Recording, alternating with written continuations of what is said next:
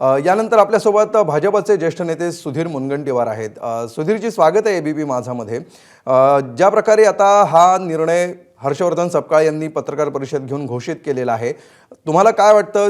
काँग्रेसचा पहिला उमेदवारी देण्याचा निर्णय आणि त्यानंतर तो माघारी घेण्याचा निर्णय कसं पाहता आपण याकडे? नाही, मला वाटतं की त्यांच्या निर्णयाचं स्वागत केलं पाहिजे. बरं. जिथं निवडणुकीच्या विजयाच्या बाबतीमध्ये कुठेही संदिग्धता नाही, साशंकता नाही, तिथं पराजयापेक्षा यशस्वी माघार घेणं हे पक्षहिताचं असतं.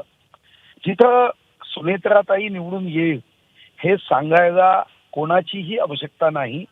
या मतदारसंघावर पवार कुटुंबाचं, अजितदादांचं वर्चस्व राहिलं आणि आता सहानुभूती असताना अशा वातावरणामध्ये आदरांजली मतदार व्यक्त करतील हा साधारणतः आपल्या लोकशाहीमध्ये आपल्याला असणारा अंदाज हा लक्षात घेऊन त्यांनी पराजयापेक्षा यशस्वी माघार ही पक्षाच्या हिताची आहे आणि काँग्रेसने जर माघार घेतली तर त्याचं स्वागत केलं पाहिजे.